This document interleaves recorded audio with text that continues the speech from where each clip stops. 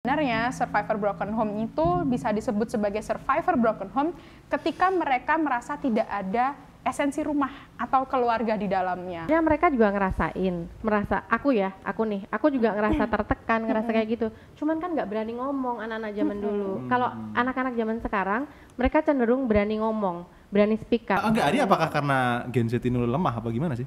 Orang yang hujan-hujanan sampai beberapa jam itu enggak apa-apa fisiknya. Tapi ada yang kena hujan 2 tetes, pilek, demam. Setiap orang pasti berbeda keadaan itu. Isi broken home itu kan broken home gitu ya. Yang rusak kan rumahnya. Bukan statusnya. Kalau misalkan anak broken home biasanya stigmanya adalah Keluar pagi subuh, ibunya juga nggak mau ketinggalan, dia kerja dari subuh berangkat pulang malam nggak ketemu anaknya, dan dia nggak sadar karena dia sudah ngerasa ini loh tiap hari gua nafkahin, gua kasih gadget, gua kasih duit dan segala macam, bahkan mobil, tapi dia nggak ngerasa bahwa dia anak yang bisa ngobrol sama orang tuanya itu hari ini banyak.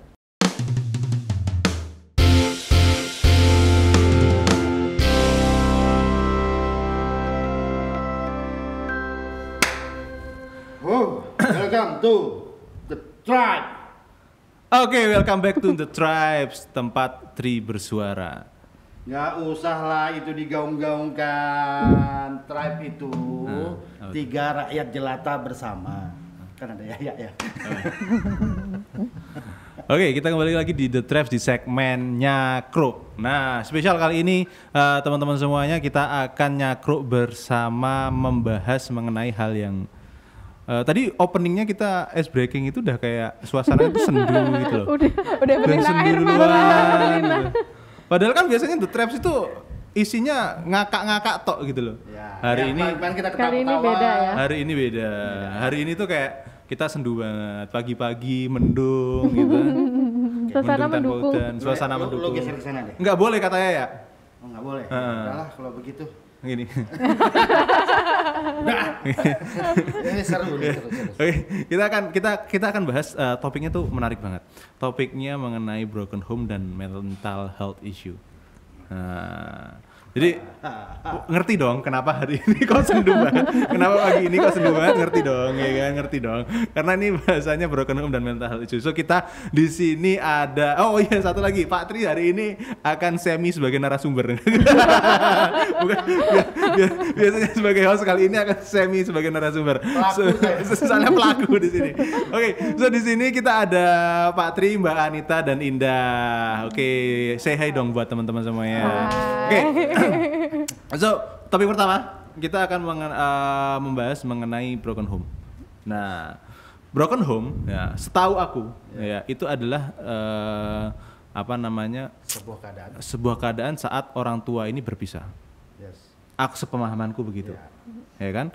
Nah, maka di sini katanya Indah itu sempat jadi ketua komunitas broken home gitu. Katanya kayak gitu.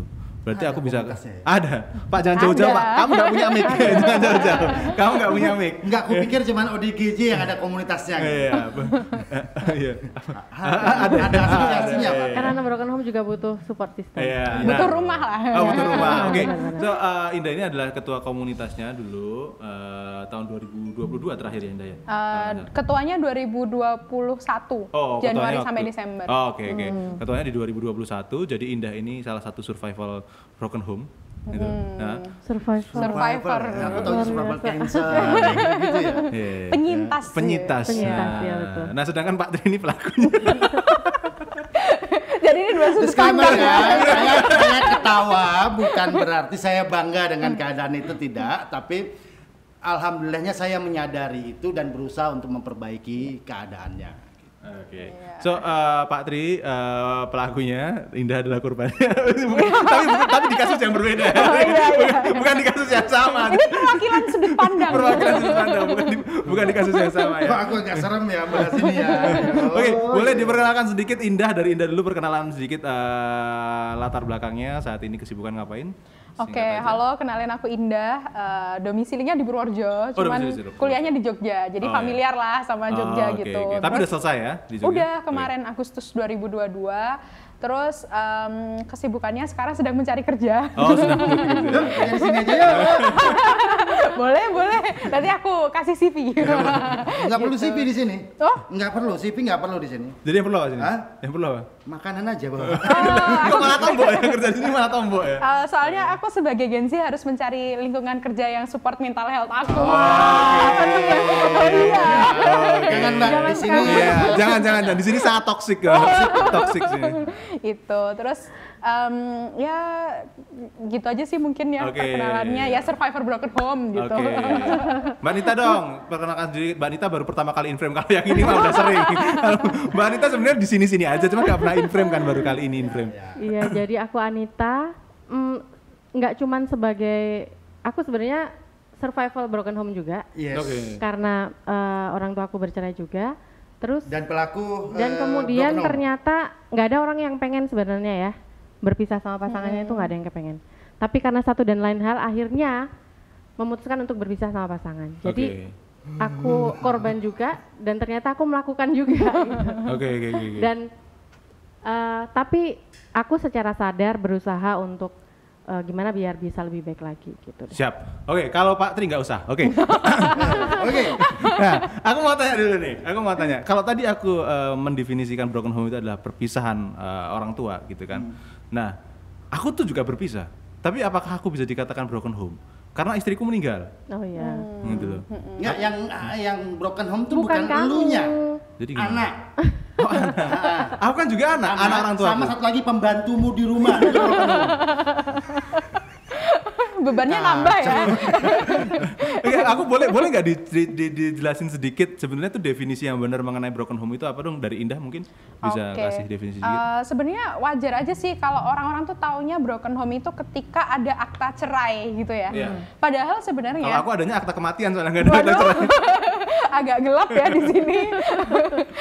Sebenarnya kondisi broken home itu kan broken home gitu ya, yang rusak kan rumahnya, bukan statusnya gitu loh. Jadi kalau menurutku kondisi broken home itu nggak hanya akta cerai aja atau pisah rumah aja, tetapi bisa aja kalau misalkan kita masih di rumah itu atapnya bocor, pintunya rusak, kan kita ngerasa nggak aman ya, nggak nyaman ya. Terus pasti kan kita emang rumah yang bagus tuh gimana sih gitu, pasti adalah sudut pandang yang pengen mengatakan kayak gitu. Jadi sebenarnya survivor broken home itu bisa disebut sebagai survivor broken home ketika mereka merasa tidak ada esensi rumah atau keluarga di dalamnya. Oh, berarti Gitu. bukan selalu masalah perceraian ya? Literally bukan. tidak masalah perceraian toh. Berarti kayak nggak harmonis aja Ya. tuh, kayak nggak, ya betul sih, kayak nggak Ada ngerasa di keadaan. rumah kali ya? Betul. Hari ini ada keadaan bahwa di rumah itu tidak ada pertengkaran, tidak ada. Suami istri ya tetap suami istri di rumah karena egonya masing-masing pengen tidak mau terima status duda atau janda di rumah. Baik-baik aja anak hanya merasa bahwa rumah ini sudah bukan rumah buat dia. Rumah tidak jadi tempat yang nyaman untuk dia. dia. Bapaknya pergi subuh, ibunya juga pergi subuh, pulang jam 9 malam, dia tidak bisa ngobrol sama bapaknya sama ibunya. Weekend pun orang tuanya masih kesibukan, atau kadang-kadang weekend pun jalan bareng-bareng, tetapi jalan bareng-bareng dengan gadgetnya masing-masing. Itu juga bisa menghadirkan rasa broken home bagi anak. Gitu. Menurut gue ya seperti itu. Oke. Kalau yang jelas berarti apakah yang dirasakan Indah sendiri, apakah orang tua berpisah atau gimana? Sampai hari ini, sampai tadi pagi saya berangkat ke sini tuh bapak ada di rumah, mama ada di rumah. Statusnya masih bersama Statusnya ya? masih bersama, masih satu kakak gitu Oke, ya. oke. Tapi nggak ada feels rumah gitu. Dan itu efeknya ke Indah? Iya dong, efeknya ke aku secara langsung ya, karena Apa yang berarti kan itu kayak masa remajanya Indah, mungkin kayak Indah ngerasa sebetulnya itu broken home nih gitu. ya mungkin kalau misalkan contohnya aja ya, aku tuh bisa ngobrol dari segala kalangan dan usia. Oke. Karena apa? Karena aku sudah terbiasa dewasa sejak dini. Aku tinggal sendiri tuh dari umur 5 tahun loh gitu. Kok tinggal sendiri tuh gimana? Sendiri yang benar-benar sendiri. Sendiri yang literally benar-benar ya. sendiri Di gitu. dalam rumah sendiri. Jadi waktu itu aku kan bukan dari keluarga rich family gitu ya. Jadi beda sama Pak Tri lah berarti ya. oh iya mungkin ya. Jadi waktu itu ada masalah keluarga dan salah satunya adalah ekonomi. Oke. Jadi waktu itu bapakku kerja di Jakarta Utara, di Pulau Gadung, mamaku di Jakarta Timur, di Pulau Gadung Bekasi. itu Jakarta Timur, Mbak. Oh, iya, pokoknya Pulau Tanjung Gadung, Priuk, Jakarta Pulau Gadung, pokoknya dulu Iya, bapak iya. tuh supir bis, Iya, ada jempolnya di deket Pulau Gadung gitu, Iya, tapi oke. nganter kemana-mana gitu. Terus ibu kerja di konveksi, terus kakak waktu itu udah pindah keluar kota ngekos waktu SMA, lanjut kuliah juga. Sedangkan aku waktu itu masih umur 5 tahun. Jadi benar-benar kamu sendiri di rumah sendiri. Iya gitu, cuman rumahku emang sebelahan sama kakak-kakakku, Oh, kakak iya. tiri gitu. Nah, terus waktu itu aku sendirian sampai lulus SD dan sampai akhirnya waktu lulus SD kita sama-sama pindah kota ke Purworejo, kotaku yang sekarang ini. Mama juga mulai ngerintis usaha yang baru dan akhirnya sampai sekarang kita masih tinggal di Purworejo dan dampak lain yang aku rasakan adalah karena aku kan cukup melewati banyak dinamika fase hidup gitu ya. Oke. Dari yang sendiri tiba-tiba sekamar berdua sama mama yang ruang geraknya cuman di kamar itu aja gitu. Terus habis itu di sekolah aku juga ada kondisi nggak nyaman. Aku sempet dibully juga kayak gitu. Kenapa dibully? Dibulinya salah satunya karena alasan keluarga. Oh. Gitu. Jadi Contohnya gimana? Kalau dibully alasan keluarga tadi. contohnya ya, emang kebetulan isu keluarga ini pernah nyampe ke sekolahku gitu ya. Terus ada salah satu guru BK, aku nggak mau nyebut tingkatan sekolah yang mana gitu Nanti ya. ketahuan siapa Iya, guru nanti BK-nya. ketahuan gitu ya. Ada salah satu guru lah gitu. Dia tuh bilang gini, itu setelah aku jadi alumni ya, Oke. ketemu di acara kondangan. Gurunya tuh gini, kamu duduk deh sini gitu, duduk di sebelah saya gitu. Terus dia bilang gini, kamu tahu nggak, dulu tuh kamu berprestasi, iya sih berprestasi, tapi tuh kamu lebih dikenal gara-gara masalah ini. Keluarga. Iya. Oh. Itu tuh nutupin prestasimu loh gitu. Oh, iya. Kan itu bikin gimana ya, oh iya ya, emang aku tuh yang bikin terkenal karena broken home-nya ya.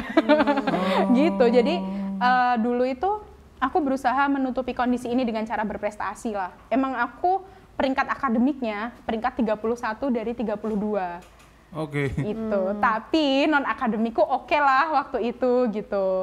Tapi tetap kalah Sama berita-berita tentang keluarga itu. gitu. Untuk guru BP-nya, data siswa Anda punya, tapi tetap bersikap yang baiklah dengan data itu. Gitu. Jangan sampai kemana-mana juga. Karena itu mempengaruhi hidup masa depan Kok anak-anak. orang nyambung tuh, Pak? Memang sengaja. Biar nggak tegang dulu, bro. Ini gue udah serem bahas ini nih. Yo. Gitu. Nah, mungkin itu secara sosial ya. Kalau yang dampak secara langsung mental, selain karena dewasa dini gitu ya. Kebetulan waktu itu aku terselamatkan oleh psikiater. Jadi aku didiagnosa dengan tepat oleh psikiater mengidap bipolar. Dan waktu itu aku menghadapi panic attack sama ada gejala PTSD. Gitu. Karena PTSD panic itu apa? PTSD. post Perusahaan traumatic tinggi. stress disorder. Hah? Stress Stress disorder. Oh. Itu Apa dampaknya itu? apa sih yang dari kondisi Jadi sewaktu itu ya, mungkin ini aduh jadi panjang ya. Ini Gak apa-apa, biar ini juga Oke. membuka. jadi Biar aku gak kerja juga kamu aja. aduh jangan sampai jadi one man show ya. Jadi PTSD yang waktu itu muncul adalah aku pernah ada suatu ketika sekolah itu tuh ada kondisi di mana senioritas. Oke. Nah, senioritas kan biasalah lempar barang apa kayak gitu. Sebenarnya kan cuman memantik aja kan gitu. Nah, selain memantik peserta yang lain itu juga memantik aku pribadi gitu. Karena kondisi waktu itu ngelempar senter, itu tuh aku di otakku tuh langsung aku kembali ke masa aku 4 tahun. Oke. Nah, kembali ke aku masa 4 tahun ketika orang tua aku lagi berantem gitu kan. kayak kamu kayak ngeliat zaman dulu gitu ya. Setelah itu aku langsung black out, aku nggak sadar apapun. Dan itu kejadiannya jam 12 malam karena lagi ada acara sekolah kan waktu itu. Terus aku baru sadar setelah adzan subuh gitu. Nah, waktu itu teman-temanku mikirnya aku kesurupan. Karena kondisiku waktu itu katanya kayak orang kayak gitu, tangannya mengepal, keringat Kaku gitu dingin, iya. Dan aku nggak bisa diajak komunikasi waktu itu. Jadi akhirnya aku kondisi kayak gitu di UKS kan. teman-temanku taunya ini karena kita tadi main di lapangan basket tuh banyak penunggunya kayak gitu kan. Jadinya metafisik ya? Enggak, waktu sama teman-teman aja katanya, kan aku nggak sadar ya waktu itu, cuman blackout terus ya masih tenggelam di memori yang dulu gitu kan. Terus di waktu itu aku udah deket sama psikiaterku, jadi akhirnya aku konsultasi ke psikiater lagi. Aku nanya, emang aku sebenarnya kesurupan ya kayak gitu kan. Terus psikiaterku bilang, oh itu namanya panic attack karena kamu ada stresornya gitu. Jadi sebenarnya mungkin kejadian yang dulu tuh numpuk dan aku nggak nyaman, tapi aku harus berdamai sama keadaan kan waktu berusaha itu. untuk mendem aja terus. Jadi kayak ya udahlah kayak gitu kan. Terus Ternyata ada yang itu memantik pemantik satu, kayak langsung. gitu. Dan bangun-bangun sih gigiku geripis ya. Oh iya, karena kamu gini-gini ya. Kikis. Karena kan aku kayak gitu. Oh gitu ya. Tapi gini, tadi aku maklum sih dengan keadaan itu. Tapi gini, kalau di zamanku keadaanku gitu, orang tua keras, pertengkaran di rumah tangga itu banyak, besar banget. Itu kayak sudah agenda harian di rumah. Agenda. Belum lagi dengan physical attack, ya, penyerangan fisik di rumah itu buat kami yang saya itu biasa. Apakah itu berpengaruh? Pasti berpengaruh, iya. Cuman karena waktu itu menjikapinya jauh lebih apa ya, lebih kuat aja mungkin gitu. Nah ditambah lagi aku sekolah di asrama, yang jangankan seniornya, gurunya juga nyerang secara fisik, naboknya pakai kaki, itu kejadian gitu. Enggak, kalau nendang itu dari bawah ke atas, tak gitu ya. Nah kalau kita toto ditampar pakai kaki itu loh. Lo nggak pernah lihat film kartun sih, ada gitu. Jadi nah, itu bukan punggung kaki tapi tulang kering ya. Oke, artinya gini, ada yang dengan keadaan seperti itu siap, kuat, tapi nggak semua siap dan kuat. Nah gitu, Om. Oke. Kalau Mbak Nita dong, cerita dong. Dulu sedikit pengalamannya. Pamit ya.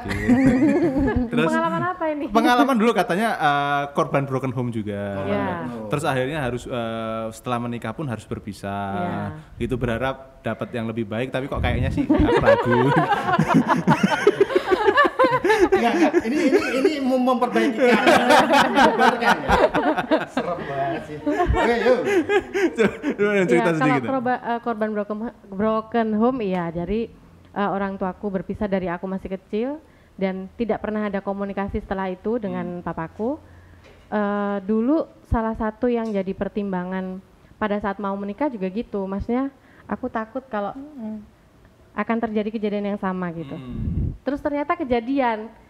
Dan tapi pada saat kejadian aku memutuskan untuk berpisah itu, aku berpikir waktu itu ya, mikirnya tuh itu keputusan terbaik yang bisa aku ambil.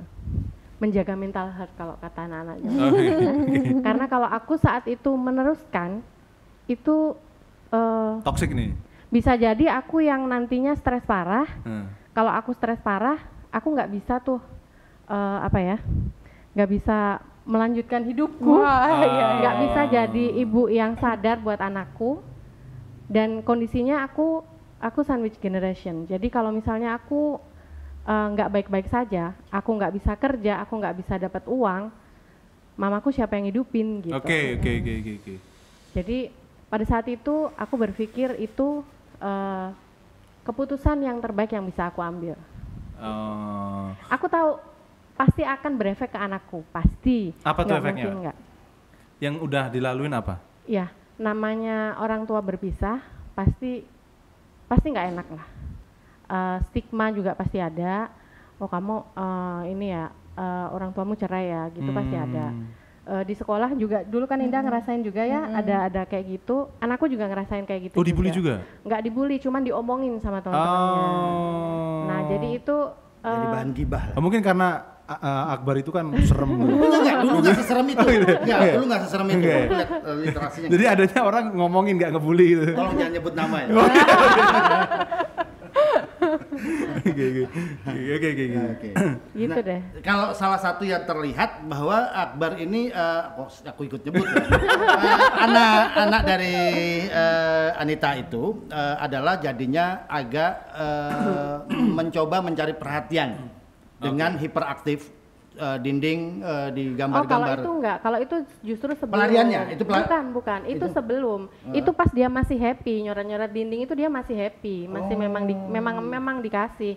Boleh gambar di dinding gitu boleh. Itu dia masih kecil berarti banget. sekarang nggak happy.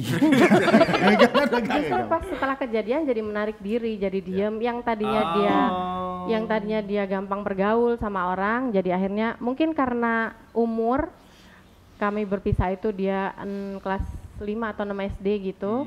Jadi memang masa-masa lagi transisi kali ya. Akan beranjak ke remaja ya. Terus ditambah lagi mulai kenal HP kan. Tambah lagi mamanya sibuk kerja. Jadi mungkin kurang intens juga untuk ngobrol sama dia. Jadi Oke. Aku mau tanya dari Indah, untuk Indah. Sebetulnya gini, sebagai korban broken home. Survivor. Jadi katanya dia survivor buat cancer aja katanya gitu. Lu nyalahin gua lagi lu. Oke, sebagai survivor broken home, sebenarnya apa sih yang coba kalau misalkan Indah mau ngomong Pak kepada para orang tua. Apa sih yang mau Indah sampaikan ke orang tua tuh gitu? Oke. Mungkin jawabanku beda ya sama yang diharapkan penonton. Kalian tetep dong biar aku nggak broken home kayak gitu ya. Okay. Kalau sebenarnya aku pernah bilang ke mamaku, Mama kenapa nggak cerai aja? Kan kita bisa bebas gitu, maksudnya kita bisa menentukan pilihan kita gitu loh. Lagian juga kalau mama sama bapak bercerai, ya udah kan toh nggak bercerai juga nggak sama gitu rumahnya dan bebannya juga sama aja kok gitu kan, malah mama masih menanggung beban masalah keluarga ini gitu kan. Terus waktu itu mama bilangnya ya intinya kalau mama mau cerai itu bisa didukung keluarga mama juga, malah disuruh waktu itu. Cuman mama mikirnya stigmanya. Stigma di masyarakat. Iya, kan aku sama kakakku cewek ya, jadi kita bertiga cewek-cewek gitu. Jadi bertahan atas dasar opini orang gitu. Iya ya, mungkin mempertahankan opini orang apa gitu sih? Hal seperti ini itu banyak terjadi, banyak sekali terjadi. Jadi aku dulu waktu masih jadi single parent punya komunitas juga lah, teman-teman yang saling support juga gitu. Nah, banyak juga cerita orang-orang yang memutuskan untuk tetap bersama seperti itu karena alasannya yang pertama stigma, nggak siap untuk dijudge sama masyarakat. Yang kedua alasannya ekonomi, ini paling banyak. Tapi ada juga yang alasan ketiga. Apa tuh? Agar menurut dia kalau orang tuanya cerai nanti anaknya tidak baik-baik saja. Padahal di luar kesadaran mereka bahwa dengan rumah tangga yang tidak ngerasa huminya tidak ada gitu ya, anak itu tetap aja ngerasa broken. Iya, ini buktinya Indah. Bahkan sampai di diagnosa dari psikiater ya. Ini bukan self diagnose kan? Oh bukan, saya udah didiagnosa dari zaman mental health itu belum belum kan baru-baru ini aja ya. Dari 2016 loh. Iya, soalnya kan sekarang banyak banget gitu loh. Kayak misalkan wah aku punya mental health issue nih gitu. Aku bipolar. Nah, itu kayak bahkan nggak ada orang yang kompeten ya untuk mendiagnosa itu, dia berani self diagnose. Mirip-miripin aja biasanya. Iya. Terus apalagi kan selain stigma sebagai broken home itu sendiri ya, mungkin Mbak Nita nanti boleh nambahin, mungkin ini juga lebih sensitif gitu ya. Kalau misalkan anak broken home biasanya stigmanya adalah bakal nurun. Iya. Bakal nurun. Oh. Itu pertama. Terus nanti kalau misalkan anaknya mau nyari jodoh gitu, kan orang tuanya pisah. Kamu nanti kalau misalkan pisah kayak orang tuamu gimana? Oh iya. Kayak gitu. Itu pasti jadi basic question ketika seseorang punya hubungan gitu. Okay. Jadi waktu itu aku minta ke mamaku, Mama kenapa nggak cerai aja sih? Aku capek terus, gitu kan. Terus Mama tetap mau bertahan demi masa depan kayak gitu bilangnya. Terus ya udah, karena mamaku mau bertahan dan aku dengan kondisi kayak gini, ya gimana caranya untuk aku melanjutkan hidup adalah dengan cara berdamai. Ya.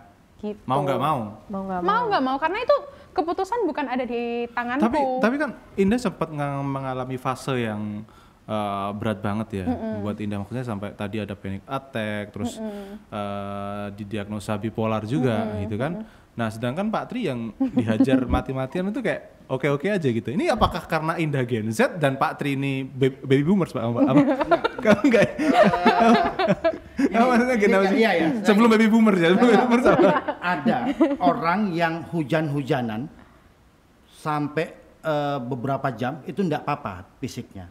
Tapi ada yang kena hujan 2 tetes, pilek, demam. Setiap orang pasti berbeda keadaan itu. Enggak, Adi apakah karena Gen Z ini lemah apa gimana sih? Enggak juga. Oh, enggak juga. Karena gini dulu, kalau dulu kan medical itu enggak selengkap hari ini ya. Jadi dulu ada orang yang punya keadaan-keadaan seperti ini tidak terdiagnosa, tidak tertangani dengan baik. Artinya endingnya pilihannya entah itu bunuh diri, endingnya dianggap gila saja tanpa mencari solusi, ya udah dikerangkeng aja atau apa ya istilah kalau dipasung lah kayak gitu ya. Dulu seperti itu, tapi kalau sekarang dengan terbukanya informasi, terbukanya knowledge, kita semakin tahu keadaan-keadaan setiap orang tuh berbeda-beda itu. Jadi sebetulnya kondisinya sama kayak sebenarnya banyak juga yang kena mental health waktu zaman dulu. Banyak. Cuman karena tapi ada fun fact juga loh Gimana yang tuh? menarik. Fun fact-nya adalah ketika aku ngantri ke Polijiwa, antara Gen Z atau yang udah tua-tua. Jadi justru mungkin ya kalau aku bilang usia 30 sampai 50 tuh jarang yang ada di Polijiwa. Oh gitu. Banyaknya adalah di bawah 20 Atau di atas 50. Mungkin gini. Pada Karena kemana itu? Dulu itu sebenarnya Pada kemana? dulu sebenarnya mereka juga merasa aku juga ngerasa tertekan, ngerasa kayak gitu. Cuman kan nggak berani ngomong anak-anak zaman dulu. Kalau anak-anak zaman sekarang mereka cenderung berani ngomong, berani speak up gitu, berani cerita. Apalagi dengan sosial media, Betul. mereka bisa nulis aja gitu biar orang pada tahu gitu bisa. Kalau zaman dulu kan nggak bisa kayak gitu. Jadi aku sedih, aku ngapa-ngapain aja, pendem sendiri, nggak bisa ngapa-ngapain gitu. Makanya kayak mental health sekarang baru keluar, dari dulu udah ada sebenarnya. Cuman nggak ada yang speak up tentang hal itu. Betul. Soalnya sesimpel nggak bisa tidur aja. Misalnya udah diobatin dari poli dalam gitu ya, dirujuknya ke poli jiwa.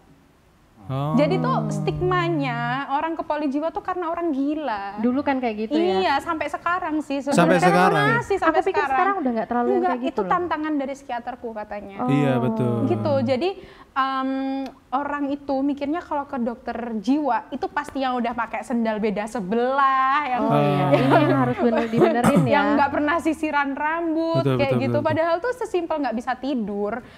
Itu bisa masuk ke poli jiwa. Aku juga soalnya kenapa aku bisa ke dokter jiwa karena pemicunya dari gejala fisik. Dulu aku ini GERD. Dispepsia yang muntah gitu, mual gitu. Jadi itu waktu aku sekolah itu ya, waktu aku di tengah-tengah masalah keluarga sama pembulian itu, aku tuh dalam 1 bulan ritmenya seminggu di kelas. Seminggu di UKS. Enggak, langsung bed rest habis itu di rumah sakit. Seminggu bed rest di rumah sakit, seminggu lagi ke sekolah tapi di UKS, seminggu lagi rawat jalan. Terus habis itu berlangsung selama 1 semester. Di saat waktu itu dokter spesialis penyakit dalamnya tuh udah sepuh ya, udah agak tua. Jadi beliau tuh cuman ya secara tindakannya tuh secara medis poli dalam gitu. Jadi aku di ronsen 14 gaya dari yang duduk, sujud, tidur miring, Dan itu tidur belum ada diarahkan ke belum, dan itu tuh aku belum sembuh gitu. Sampai akhirnya aku datang ke psikiaterku itu yang kebetulan ibunya kakak kelasku. Terus aku Dari cerita situ deh keadaan baru ini, ya. aku berat badanku waktu itu 50 kilo dengan tinggiku 165, jadi kan kayak kurus Iya, gitu ya. kurus. Terus habis itu psikiaterku cuma bilang, coba ya mami obatin pakai obat ini. Seminggu kemudian aku udah nggak pernah mual muntah lagi. Oke. Nah, gimana? Jadi gini, kalau aku pribadi sih sebenarnya ketika kita berhadapan dengan keadaan seperti ini, bahwa perpisahan dalam sebuah pernikahan possibility-nya 50-50 pasti akan terjadi gitu ya. Tinggal bagaimana pasangan itu bisa menyelesaikan atau tidak. Termasuk juga anak dengan kemungkinan lahir dalam keadaan broken home itu juga 50-50. bisa terjadi. Peluangnya anytime. Problemnya apalagi kalau sekarang problemnya banyak. Ada ekonomi, ada orang ketiga, orang keempat, orang kelima, orang keenam gitu ya. Banyak ya? Banyak problemnya gitu ya. Jadi apa yang perlu disikapi? Nggak tahu. Harus gimana sih kalau kita berada dalam keadaan-keadaan seperti ini gitu. Lagi-lagi bahwa saya tidak bangga saya pernah bercerai. Saya tidak bangga pernah membuat anak-anak saya merasa broken home gitu. Tapi dari pelajaran ini kalau kita cuman melihat masa lalunya tanpa berusaha dan punya kesadaran untuk memperbaiki, ya sia-sia sih saya pikir gitu. Mempertahankan keluarga dengan sebaik mungkin itu harus diupayakan, tapi kalau memang sudah tidak menemukan jalan terbaiknya, berpisah juga bukan sebuah hal yang diharamkan karena ada jalurnya gitu ya. Nah, susah sih kalau dia saya nggak bisa disclaimer ya karena agak sulit ya berpisahnya karena keadaan kematian ya. Jadi aku nggak bisa bahas gitu. Nah, kalau buat saya yang kebetulan kenal Anita itu nggak pakai proses waktu panjang. 2 bulan kami kenal, yang selama 2 bulan itu kami cuma ngobrol masalahmu apa kemarin, gagalmu kenapa, keadaan hari ini gimana, dan seterusnya kita saling bertanya, walaupun nggak tanya langsung ya, biasanya lewat WA dan lain-lain gitu, sampai akhirnya, yuk. Oh, udah zaman WA itu? Enggak, gua bukan yang cerai zaman Adam ya bro, gitu loh. Pakai merpati. Nah, kesepakatan kita akhirnya kita ketemu dengan sebuah kesepakatan yang sama. Yuk kita berusaha sekuat mungkin untuk merubah hal jelek dari sisi kita masing-masing. Kedua, memperbaiki keadaan sekarang. Yang waktu itu ketika saya baik-baik datang ketemu anaknya beliau, terus saya tanya, saya boleh nggak nikah sama ibunya? Jawabannya waktu itu adalah tidak boleh. Oke, yang kondisi ini kalau dipaksakan itu akan bisa berdampak penolakan yang cukup luar biasa. Tapi saya coba berusaha di hari kemudian bertemu lagi, ngobrol dan segala macam, akhirnya sampai sebuah keadaan di mana putra beliau menyatakan bahwa boleh nikah. Waktu itu saya masih dipanggil Om gitu ya. Sampai sekarang sih. Enggak, sekarang udah dipanggil Bapak gitu ya. Yang kami waktu itu fokus adalah gimana memperbaiki yang ada di rumah. Kami dikasih rezeki untuk tinggal langsung dengan ibu kandungnya beliau, putranya beliau, dan saya join di dalam keluarga ini, gitu. Nah, saya pendatang baru. Saya paham bahwa keadaan saya dulu adalah saya terlalu keras, saya kasar dan lain-lain ya, gampang marah karena dulu saya tinggal di mana perjuangan ekonomi itu cukup berat gitu, sehingga stressingnya tinggi. Tapi di sini kami coba hidup waktu itu beberapa bulan di Purworejo, setelah itu kita pindah ke Jogja dengan keadaan yang kita bangun, coba sedamai mungkin, seasik mungkin dan lain-lain, tidak ada bridging antara saya ayah, dia ibu, ini anak dan segala macam, bahkan tidak ada. Yang kita bangun adalah yuk buat si putra beliau nyaman, ibu mertua saya juga happy gitu ya. Kita bangun dari keadaan itu. Kalau bicara tentang ekonominya, waktu itu ekonomi kami tidak baik-baik saja. Saya datang ke keluarga ini dalam kondisi tidak punya penghasilan. Punyalah, kalau nggak punya nggak mau lah nikah. Penghasilan tetap ya, dalam tanda kutip ya. Kayak gitu. Kalau nggak mau aku bego banget mau nikah sama orang yang nggak punya. Tetap realistis ya. Iya dong. Sekarang saya dihujat. Nah, tapi kita sepakat sama-sama, yuk kita perbaiki ini semua. Sampai akhirnya penghasilan itu ada, gitu ya. Putra beliau juga akhirnya dekat dan kita bisa collab bareng-bareng di rumah. Sudah baik-baik saja. Ya, kami termasuk penganut yang kerja dari rumah dua-duanya, berdamai dengan seperti itu. Nah, fase itu terlewati mungkin di 2 tahun pertama pernikahan. Setelah itu 1 tahun kemudian saya yang terganggu mentalnya dengan setiap malam terbangun teriak-teriak selama pernikahan kami ya. Saya terbangun dengan keadaan itu, yang ganggu adalah bukan mengganggu ya, tapi keadaan kesalahan saya di masa lalu.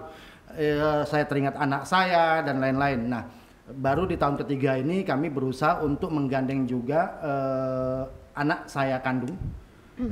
Ya saya akui baru bisa menggandeng yang satu, yang perempuan. Kemarin baru ketemu juga dan kita ngobrol-ngobrol dan terbuka. Akhirnya dia mau kuliah di Jogja. Nah, yang PR-nya satu lagi adalah yang laki-laki yang pertama. Nah, buat saya keadaan-keadaan ini harus dimaklumi. Tetapi juga harus diusahakan untuk yang terbaik, sehingga kejadian-kejadian mental health, kejadian keadaan di mana anak merasa lonely atau kesendirian itu bisa terobati setidaknya. Saya percaya bahwa kesulit apa keadaan seorang anak dengan kemauan orang tua, dengan etikat baik itu bisa terobati. Meski tidak langsung pulih, tapi by proses kesabaran proses itulah yang buat sebenarnya keadaan bisa baik-baik aja. Ini aku doang yang ngerasain atau teman-teman di sini juga ngerasain kalau Pak Tri hari ini beda banget ya? Beda banget ya? Wise banget itu. Karena gini, keadaan sakit, keadaan luka 3 tahun bangun di jam 1 malam, jam 2 malam dengan kondisi teriak-teriak itu nggak menarik untuk dibicarakan. Bahkan mungkin kekhawatiran saya kalau saya bicarakan itu, wah lu lemah banget sih jadi laki-laki, lu nggak ini banget atau apa gitu. Tapi kalau kita mau jujur mengakui kita dulu seperti apa, percaya deh kita bisa ngerubah keadaan. Tapi Pak Tri keren loh. Enggak. Enggak. Jangan dipuji. Dia jangan dipuji. Dia jangan dipuji. Kerennya adalah Pak Tri tahu kalau tindakan Pak Tri itu berdampak buat orang lain. Yes, gini Mbak, dalam hidup itu cuma satu, ada orang yang tahu dia sakit, tapi dia nggak mau berobat. Ada yang dia sakit, dia mau berobat. Ada yang tidak tahu kalau dia sakit dan akhirnya dia tidak ngapa-ngapain. Itu yang bahaya. Berarti gitu. situasi broken home ini justru yang lebih sulit adalah kalau itu nggak tahu, Pak. Yes. Kayak misalkan kayak Iya. Ida gitu yang Yes. orang tuanya nggak pisah sekalian gitu. Iya. Kayak ngerasanya ya yang penting aku masih sama dia, nggak cerai atau gimana. Nah, bro, hari ini jauh lebih banyak lagi yang kelihatan secara fisik rumahnya masih dalam satu rumah. Bapak ibunya masih ada dengan kesibukan dari pagi, terutama di kota-kota besar ya, Jakarta gitu ya, teman-temanku banyak gitu. Keluar pagi subuh, ibunya juga nggak mau ketinggalan, dia kerja dari subuh, berangkat pulang malam, nggak ketemu anaknya. Dan dia nggak sadar karena dia sudah ngerasa, ini loh tiap hari gua nafkahin, gua kasih gadget, gua kasih duit dan segala macam, bahkan mobil, tapi dia nggak ngerasa bahwa dia anak yang bisa ngobrol sama orang tuanya itu hari ini banyak. Nah, yang kayak gini bisa patut saya curigai tidak ngerasa bahwa di rumahnya ada masalah. Nah, ini jauh lebih bahaya, bro. Itu dampaknya ke anaknya itu sampai bisa sejauh apa sih kalau menurut Indah? Kalau orang mungkin ya rumah-rumah Indah yang kayak ngerasain gini. kan ya, ngerasain hal yang kayak begitu. Dampaknya sejauh apa sih? Oh, jadi ini pertanyaan orang tua menanyakan ke aku. Iya. Iya, karena Di sini udah orang tua semua. bisa jadi orang tua yang tidak tahu fase anaknya hari ini atau orang tua yang tidak tahu keadaannya anaknya karena komunikasinya nggak terbentuk gitu. Apa sih sebenarnya gitu? Dulu tuh waktu mungkin contohnya ya, waktu aku ke psikiater itu kan aku manggil psikiaterku mami, terus aku manggil mamaku mama gitu, terus habis itu aku dulu intens lah Oke, komunikasi. sorry, aku stop dulu sebentar Nda. Bahwa keadaan anak yang berani ketemu psikolog itu hebat. Ya, dan dia Bahwa sendiri. karena gini, stigma di masyarakat orang datang ke psikolog itu sakit jiwa dan nggak banyak orang yang mau terima itu.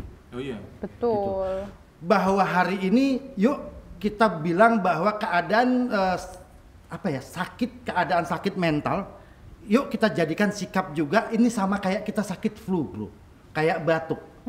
Jadi ke Sehingga psikolog itu nggak apa-apa gitu ke psikolog itu satu hal yang memang kalau memang lo butuh, nggak usah peduliin orang lain mau bilang lo gila, mau bilang apa, nggak usah peduliin. Karena banyak orang yang nggak dibilang gila pun kelakuannya lebih dari kayak orang gila. Oke, lanjut dulu Indah, lanjut lagi. Oke. Nah, itu lanjut Nda. Jadi waktu itu kan aku manggil psikiaterku mami, aku manggil mamaku mama gitu kan. Terus ada satu titik, tadinya tuh mamaku nggak tahu kalau aku ke mami ini tuh berobat. Karena mama kenal mami, terus aku Taunya kenal kamu main mami. aja Taunya gitu main ya? aja, aku main ke rumah kakak kelasku kayak gitu kan. Terus sampai akhirnya di satu titik mamaku nemu obat di lemari baju, loh kok poli jiwa gitu kan. Terus ini apa? Terus akhirnya mama minta dipertemukan sama mami. Mama nanya apa yang terjadi kayak gitu. Terus akhirnya pulang, mama bilang, emang mama kurang ya buat kamu? Kan mama di sini buat kamu. Kenapa kamu bilangnya mama nggak ada buat kamu? Peran mama tuh nggak ada gitu kan? Terus akhirnya semua yang kamu ceritakan ke mami itu nggak bener kayak gitu. Oh, ada apa defense juga ya? Mama Iya, ya? mama tuh defense lah gitu. Padahal sebenarnya kan beda sudut pandang ya. Iya. Mama melihat aku sebagai anak yang baik-baik aja, ke sekolah berangkat, nggak pernah bolos kayak Iya. gitu. Padahal jam pertama aku naruh tas, aku lanjut ke UKS sampai jam pulang. Aku emang nggak pernah bolos. Tapi gitu. mama nggak tahu keadaan itu ya? Nggak tahu. Oh. Dan mama cuman bingung kenapa anak ini selalu sakit, selalu masuk rumah sakit setiap bulan. Oh iya. Kayak gitu. Jadi waktu itu ya apa ya, aku tuh pengen di ngertiin gitu Iya, loh, pengen tapi didengar gitu pengen ya. didengar dari sudut pandang aku tuh juga tersakiti gitu. Oke. Maksudnya aku butuh support, tapi kalau aku cerita ke mama kan mama juga lagi banyak beban, lagi banyak yang dipikirkan. Mama juga kerja buat biayain aku juga. Kan kasihan mama gitu loh. Aku mikirnya aku nyari alternatif gitu waktu itu. Jadi yang aku rasain tuh oke lah, mamaku ada buat aku, mamaku berjuang buat aku. Jadi aku nggak mau share bebanku ke mama gitu loh. Oke, fast forward, Indah. Waktu itu Indah ngerasa kayak mungkin kayak tekanannya cukup tinggi, bahkan sampai peringkat akademiknya lumayan tinggi banget ya, 2 dari bawah. Gitu.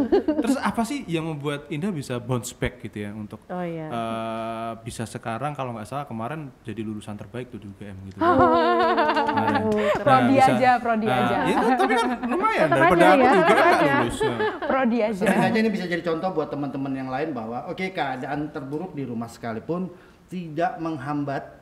Kalau kamu tahu cara menyelesaikan masalahnya, kalau kamu tahu menyelesaikan keadaannya, tidak menghambat seseorang untuk punya prestasi. Aku hari ini buka banyak literasi anak-anak berprestasi, walaupun dia bagian dari produk-produk Broken Home. Betul. Bahkan setelah lulus jadi lulusan terbaik, terus sempat magang di Singapura juga gitu. Nah, apa sih sebetulnya yang Singapura tuh Jawa Barat ya? Bukan dong. Singaparna itu? Oh beda ya? Beda. Oke, ya sorry, nggak tahu. Bukan dong. Gimana? Apa sih yang trigger untuk Indah itu bisa bounce back untuk bisa lebih berprestasi gitu? Jadi mungkin sesimpel aku tuh terbiasa apapun, melakukan apapun tahu konsekuensinya. Karena aku terbiasa hidup sendiri dari umur 5 tahun. Dari kecil udah gitu terbiasa menghadapi dunia. Kalau aku mungkin waktu SD sesimpel kalau aku makan es aku pilek gitu karena di Wonosobo kan dingin gitu ya. Terus aku terlalu banyak makan mie ayam akhirnya aku kolesterol dan itu terbukti aku SD kolesterol. Astaga. Kamu SD? Iya, aku SD kolesterol 200. Jadi aku tahu gitu loh. Jadi kamu bisa menjaga diri sejak dini ya jadinya. Iya, dan mungkin itu yang pada akhirnya ketika aku lagi remaja ya, aku nggak mendekati hal-hal yang berkaitan dengan kenakalan remaja. Karena tahu konsekuensinya gitu. Jadi mungkin sesimpel aku SMP gitu mungkin nakalnya bolos, pacaran, yang pacaran yang dalam tanda kutip berbahaya gitu ya. Karena buktinya sampai sekarang dari 24 siswi SD angkatanku itu ceweknya yang belum nikah tinggal 2. Kamu salah satunya. Sisanya sudah bercerai, sudah bercerai bahkan. Kebetulan gini, kalau di gitu. tahun aku kebetulan generasi yang lahir aja tahun 77 ya, bayangin bahwa di tahun 80-an aku pulang sekolah itu sudah tidak ada orang di rumah. Ibuku sibuk berorganisasi ya di zaman itu dan bapakku bekerja gitu. Jadi pulang itu cuma nemu yang nasi, aku kasih garam sama minyak goreng, minyak jelantah biasa gitu. Terus aku makan sambil ngobrol sama monyet di sekitar rumah kayak gitu. Jadi keadaan-keadaan itu bisa jadi keadaan anak yang Indah hari ini lakukan bisa jadi terjadi sama aku gitu ya. Dan itu pun tadi penyikapannya pasti beda-beda juga gitu. Tapi menurutku gini, buat teman-teman di luar sana gitu cuman berpikir bahwa gini, kalau kamu ngerasa susah, kalau kamu merasa sedih, percayalah kamu nggak sendiri. Di luar sana juga banyak orang yang susah, banyak orang yang sedih. Tapi bukan berarti punya alasan dengan sedihmu, dengan susahmu, kamu bebas untuk mengekspresikan dirimu, bersikap seenaknya. Enggak juga sih sebenarnya gitu. Tapi tadi sadari keadaan kita, terima, terus tadi berdamai sih yang paling penting itu sih hari ini. Gitu. Betul. Jadi aku mungkin waktu SMP aku memilih untuk tetap berkegiatan positif karena aku tahu dampaknya gitu. Dan waktu SMA kan sebenarnya aku juga melakukan kenakalan ya dengan tidur di UKS seharian gitu kan. Itu selama berbulan-bulan itu ya nakal kan, maksudnya nggak patuh pada guru gitu ya. Ya tapi aku tahu, maksudnya aku tetap di dalam sekolah gitu loh. Mamaku taunya aku berangkat. Bukan yang membahayakan juga gitu kan. Dan dulu aku juga self harm kan waktu sempat bahkan aku naik motor merem. Kayak gitu. Iya, aku sampai. Tapi uniknya adalah aku tuh takut sakit. Kalau misalkan ya aku self harm cutting atau apa tuh aku takut sakit, takut nanti badanku ada bekas lukanya nggak jadi gitu. Kayak gitu. Iya, aku tuh langsung cepet gitu loh. Nanti resikonya ABCD kayak gitu kan. Terus ya udah akhirnya aku memilih untuk kayaknya masa depanku masih cerah sih, ya udahlah aku ke psikiater aja. Nah mungkin ini yang Bukan, jadi. tapi kan aku perlu disclaimer dulu Ju. Jangan pernah berpikir kayaknya masa depanku masih cerah. Tetapi tadi ya, apapun keadaan, sesulit apapun, yakinkan dalam diri bahwa enggak, aku punya masa depan. Nggak, tapi aku mau cerita fun fact ya kan, dia kan self harm kan. Aku tuh dulu waktu bangkrut di Batam, aku pernah merencanakan pembunuhan diriku sendiri. Fun fact nih, serius. Enggak, kalau keadaan itu, bahkan generasiku, aku sendiri ngalamin sebelum ketemu dia, aku berada di dalam sebuah masjid yang cuma pikirannya cuma dua. Kalau enggak aku bunuh diri, aku akan buka baju, jalan-jalan keliling Jogja jadi orang gila. Tapi aku progresnya lebih jauh, Pak. Aku sudah sampai melakukan kajian mengenai bagaimana cara bunuh diri paling Yang tidak cepat. menyakitkan. Paling tidak menyakitkan. Bunuh diri aja pakai kajian. Iya dong. Nah, aku udah sampai melakukan itu. Nah, aku ada dua konklusinya ada dua nih. Yang paling tidak menyakitkan. Aku udah kalau menyayat diri itu nanti apa yang dirasakan dan betul. kalau gantung diri itu nanti rasanya sakitnya berapa lama dan lain sebagainya. Aku juga bingung. Kok yang nulis artikel itu bisa tahu emang dia ada berapa? Aku juga bingung. Tapi ya udahlah, aku percaya aja namanya orang lagi stres kan. Ya udah, terus ada dua nih yang paling tidak menyakitkan. Yang pertama tuh apa namanya? Satu deh. Pokoknya yang paling tidak menyakitkan itu adalah satu. Menabrakkan diri ke kereta. Oke. Langsung jebret. Bersyukurnya aku di Batam, nggak ada Enggak kereta. ada kereta. Oke. Ya, gini. Saya takut pernyataan ini akan menjadi ide atau pemikiran teman-teman ketika punya masalah di luar Jangan sana. ya, jangan. Enggak, karena gini, saya adalah karena background kita sama-sama IO ya. Iya. Kita pernah punya teman dulu yang Oh, nggak usah disebut. nggak usah sebut ya. Enggak, kita nggak sebut namanya. Tapi punya sikap di mana keadaan nggak kuat, akhirnya memilih menghadapi kereta api gitu ya. Jangan suka. Iya, saya nggak ini. Maksudnya saya berempati terhadap hal itu bahwa itu percaya deh sesulit apa keadaannya, Ada bukan jalan itu keluar, pilihannya. ada jalan keluar pasti. Bahkan itu tidak menyelesaikan masalah, bahkan menghadirkan masalah-masalah baru. Dia ayo bayangkan anak kita, ayo bayangkan orang yang kita tinggal akan seperti apa menderitanya dan tersiksanya dengan semua kejadian itu gitu. Mungkin gini, kalau aku lihat dari Indah ya, dia ketemu si Mami ini yang bisa bikin dia dia merasa aku punya seseorang kok yang perhatian sama aku gitu. Nah, buat adik-adik di luar sana yang mungkin sedang merasa tidak baik-baik saja, cari seseorang yang bisa buat cerita, bisa buat ngobrol, tapi juga harus hati-hati karena bisa jadi orang ini kalau kamu ketemu sama seseorang kayak Indah ini kan sama psikiater ya, it's okay gitu. Pergilah ke psikiater, pergilah ke psikolog. Jangan sama sembarang orang yang bisa jadi orang itu bukan orang yang baik-baik aja, bisa bawa Yang bahaya saat ini apa, Mbak? Ceritanya bukan ke psikolog atau psikiater, ceritanya ke sosial media. Nah, iya itu Akhirnya yang bahaya juga.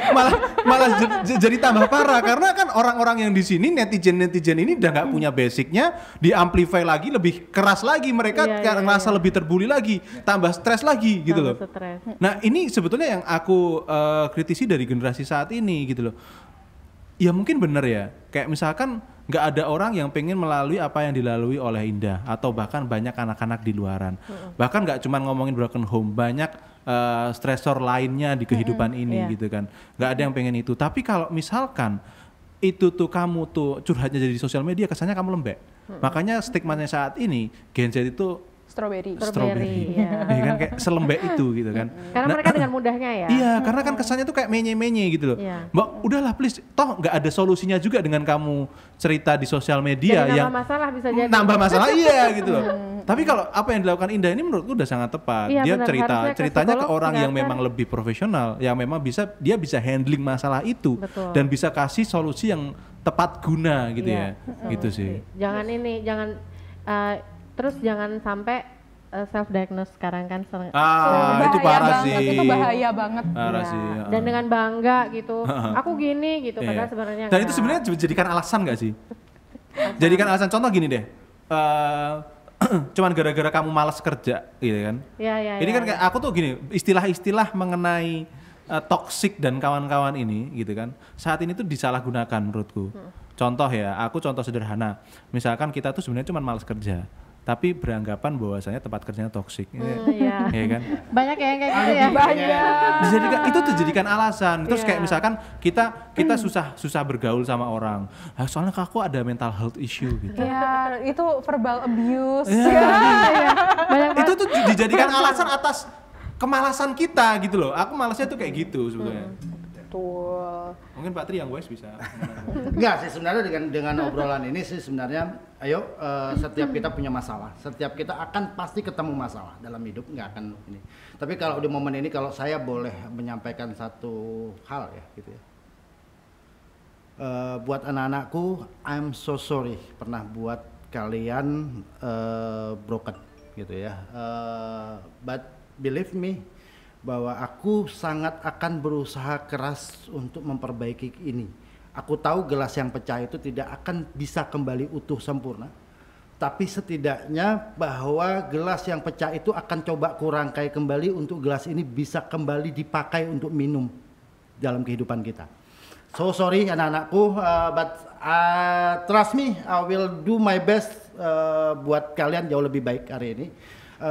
Sebagai penutup mungkin aku akan telepon seseorang, aku meminta pendapatnya dia bahwa ketika saya hadir di hidupnya dia, Ini kejutan ya. kehidupan. Halo Mas Akbar, halo, aku boleh nggak minta testimonialmu sedikit? Aku adalah orang baru dalam hidupmu. Kita baru berjalan 3 tahun lebih.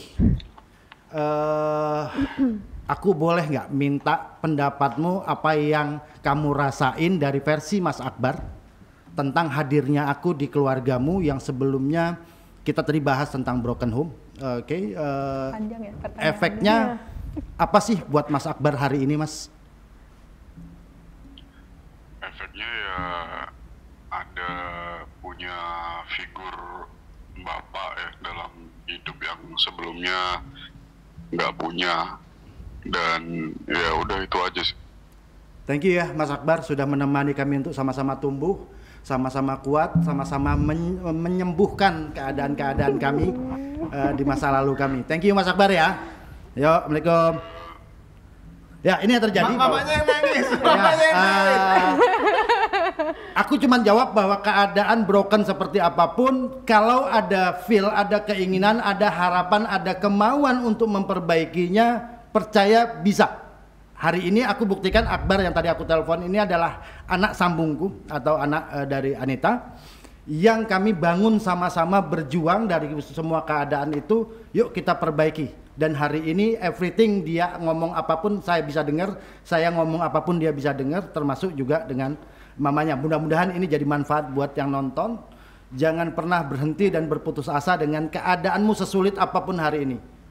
Believe kamu bisa lewati. Merdeka. Merdeka.